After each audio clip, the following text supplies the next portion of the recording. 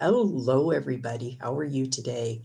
My name is Barbara Moore, and I am here under the handle of Catch Your Breath 60.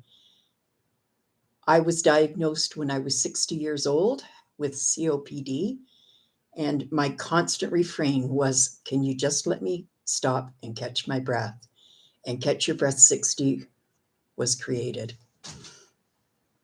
So I want you to know at the beginning of this that I am not a medical person. I do not have any expertise in medical, or I'm not a nurse or a doctor. I am only qualified to talk to you today because I have COPD, heart failure, arthritis, low kidney function, and my videos speak to you from my experience only. So if it doesn't if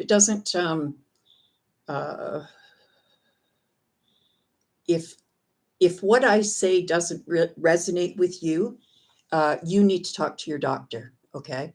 And we only follow doctor's orders, not any orders from anybody else. So make sure that you know that distinction very well. A lot of us have support groups. We talk on support groups. We chat back and forth.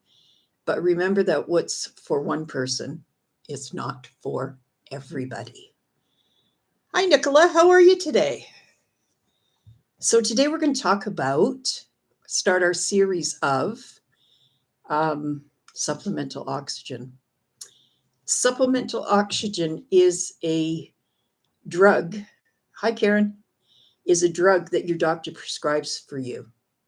It is not over the counter. You cannot get it any other way unless your doctor prescribes it. And it's a really good reason why. It's because it is a drug, and taking it wrong it can harm you more than it can actually help you. Supplemental oxygen helps some people with COPD live well, but it's not for everybody. Some people can even feel short of breath. They can act as if their oxygen is low, but in fact, their oxygen isn't low. They still are suffering from shortness of breath, but your doctor won't give it to you unless your oxygen is low. So there's two ways to find out where your oxygen stands. First of all, we have to know what a normal person's oxygen is and how we know that we do not have it. So one of the first things that they do when you go into the hospital or you go to the doctor is put one of these on your oximeter. This oximeter is becoming so easy to get and fairly cheap as well. This oximeter is 6 years old, and it works like a charm. As long as I keep the batteries up to date, everything's good. So what we do with the oximeter, we first turn it on, then we put a finger in, and this will come up with heart and lungs and a heart. So the O2 is at the top for me, and the bottom one is the pressure rate for your heart. Now the other way that a doctor will find out the real oxygen level is by doing an arterial blood gas, and that comes from here on your wrist. And if anybody's had it done before, you'll know that this can be extremely painful depending on who does it and their experience at it. So what happens is the arterial blood gas is sitting behind a nerve. And if you don't get it done properly, if you don't have somebody who's experienced and knows how to do it, it can be extremely painful. Regardless of that, we must always seek the truth so that we can find out what is going on with our heart and lungs. So lower levels of O2, oxygen, normal oxygen, is called hypoxia. Just going back up the key, hon. I'll be back in a minute. It damages organs like heart and kidney. Hypoxia. It's extremely, extremely dangerous.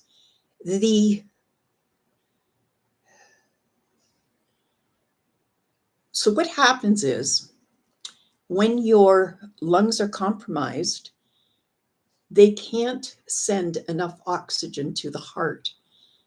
Your heart needs oxygen to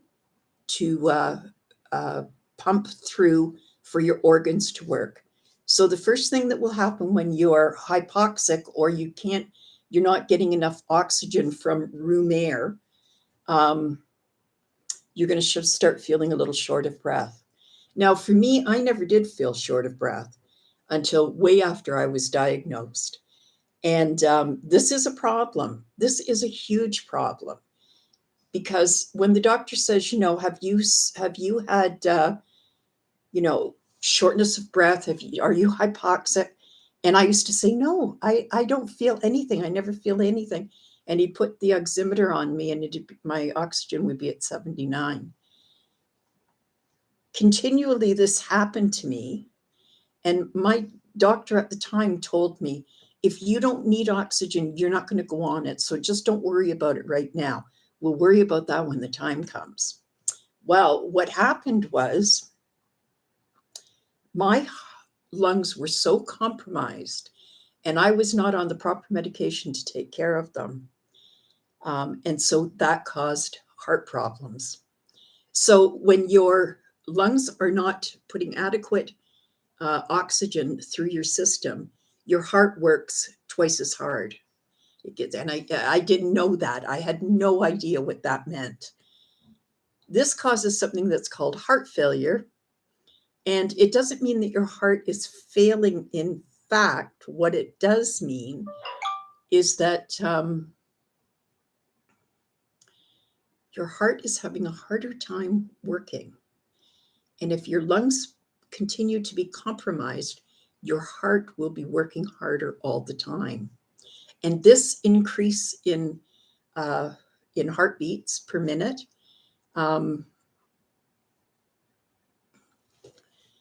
it eventually causes damage to your heart. And when that happens, we can use O2 to help our lungs, but with the damage to the heart is done, it's done. And there's no going back. So a couple of things, that your oximeter is going to tell you every time you put it on. And my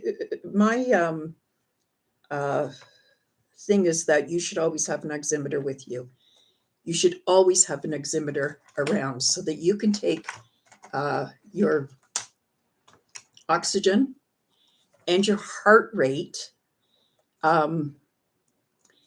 because that's the only way that we are going to know if this shortness of breath is from lungs or heart. So if you don't have heart problems, you don't understand that heart can cause the same can cause the same symptoms as COPD or dyspnea, hypoxemia, and it damages the organs. So I didn't realize that the heart rate was such an important factor. And the only way that we find out what our normal heart rate is or where we are in our COPD journey is to have an oximeter. You should have them with you at all times. You should be checking your oximeter often. So I always check mine as soon as I get up to go to the bathroom, obviously. When I get back, I'm always short of breath. And so what I want to know from my oximeter if my oxygen is normal, but my heart rate is too high, it causes the same symptoms. So now I have to determine what is causing this and why is it causing this, and deal with it. So I know that if my oxygen continues to go low, my heart rate will go high. And that's just the pros and cons of it. That's just what happens. So once we bring our oxygen up, then our heart rate should go down to a manageable pace. What is your heart rate? We don't know yet. We have to find out. And this is how we find out. So I started with journaling, and I started journaling almost every day, maybe a little bit obsessive with this journaling thing, right? And so what happens when you write it down and you have it, it will tell you what is normal, what happens to you normally, and what doesn't happen to you. So what happens to me normally is that as soon as I get up or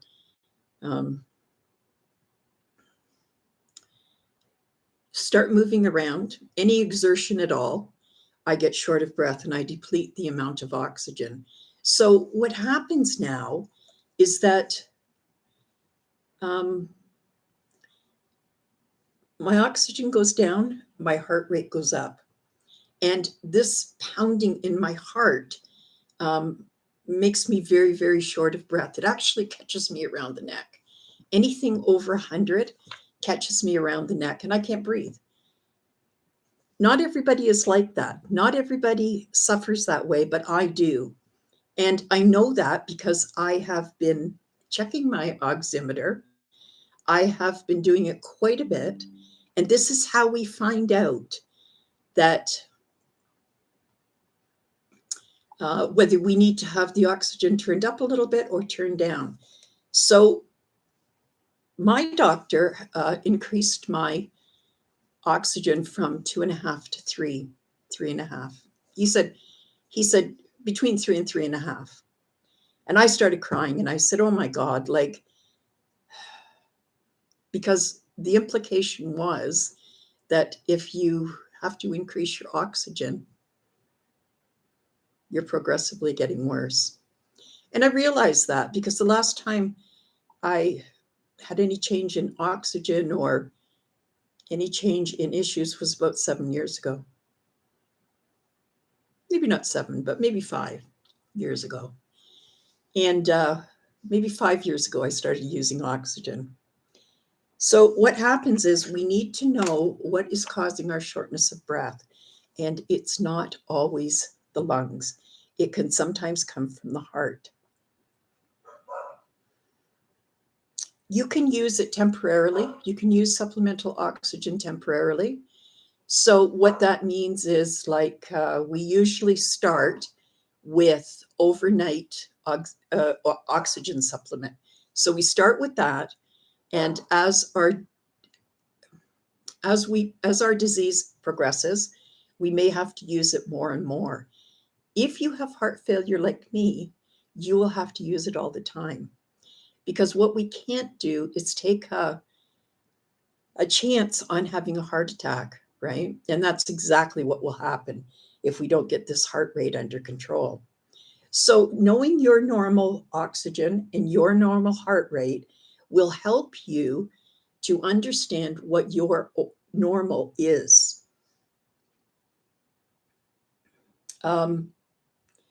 So what I find with mine is that if my oxygen is at 92, it's optimal. And my heart rate will stay around 75 to 85. That's a good number. For somebody with lungs as compromised as mine, that is a good number. So your oxygen levels, if you're dealing, especially if you have supplemental oxygen, should be between 88 and 92. Now, somebody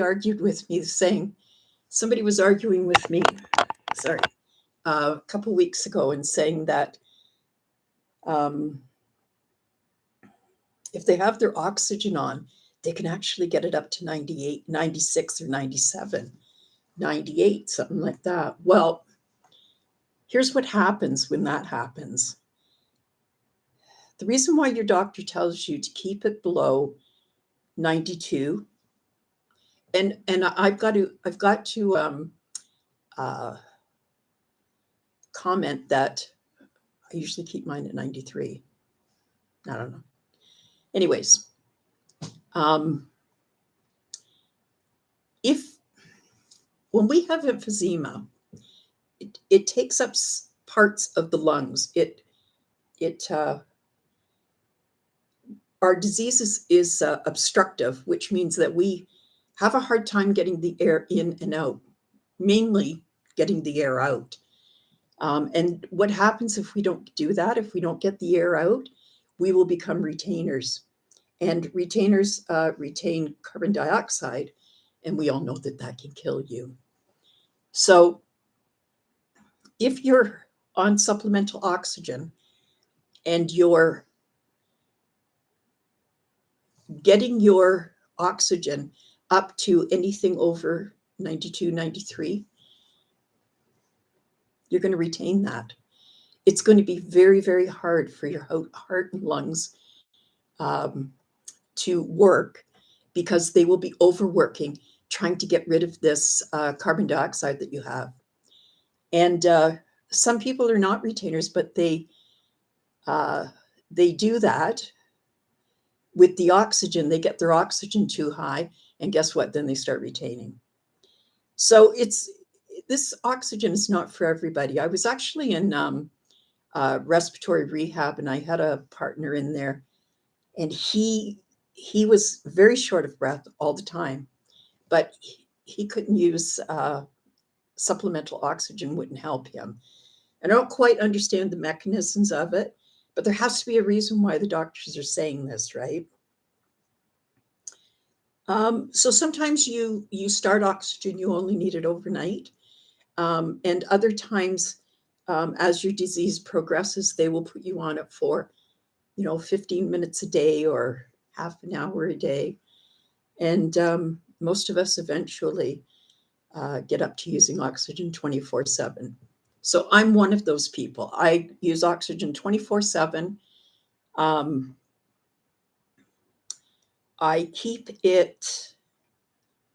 try to keep it optimized by checking with my oximeter frequently. Then I know what my normal oxygen levels will be. Supplemental oxygen is given to you because it improves the quality of life and increases your exercise tolerance and allows you to survive much, much longer.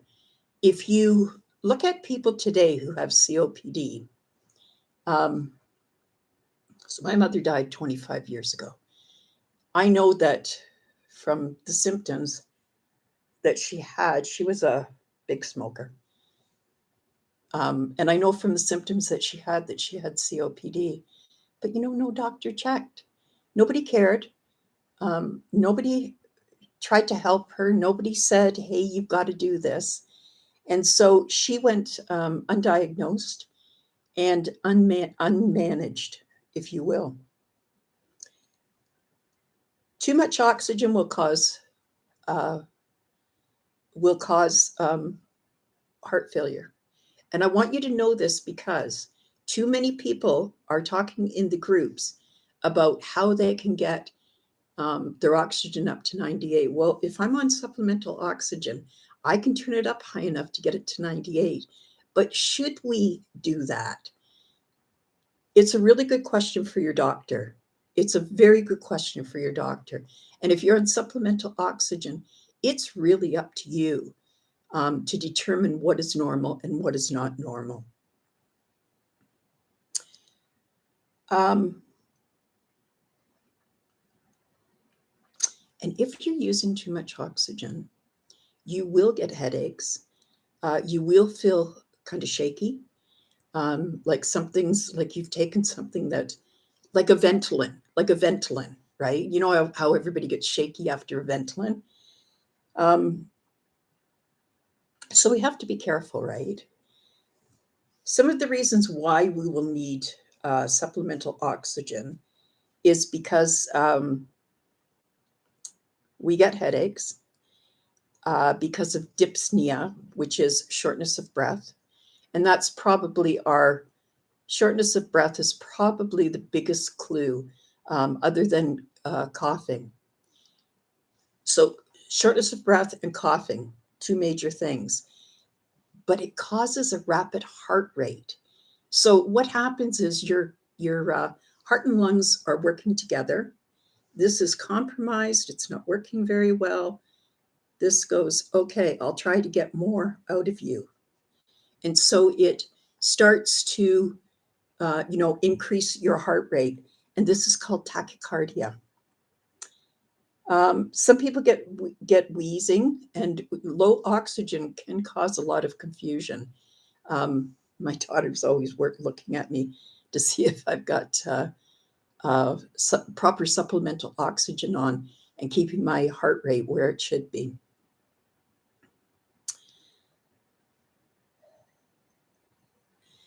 Some of the things that supplemental oxygen will help: heart health, definitely heart health, exercise tolerance, anxiety and stress, removing anxiety and stress, because everybody knows what happens when you get short of breath. You start to panic, you get anxiety, and then everything around you is like a cyclone, making it worse and worse.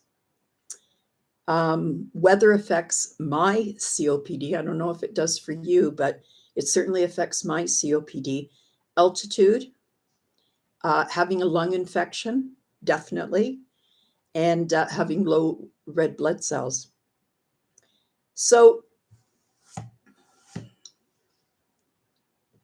let's work at keeping our oxygen at a good level and making sure that we are taking care of ourselves, advocating on our behalf, and managing our COPD in conjunction with what the doctor tells you. My name is Barbara Moore. My handle is Catch Your Breath 60. I am an advocate, a patient advocate for Lung Health Foundation. I write for COPD Net monthly. I have a Facebook page and an exercise group. We have a social on Thursday nights and tea time at 3 o'clock every Tuesday afternoon. You can follow me on Facebook, Instagram, Pinterest. What else am I? And definitely on my page. Thank you, everybody who came today. I really, really appreciate it. And we'll see you next week at the same time.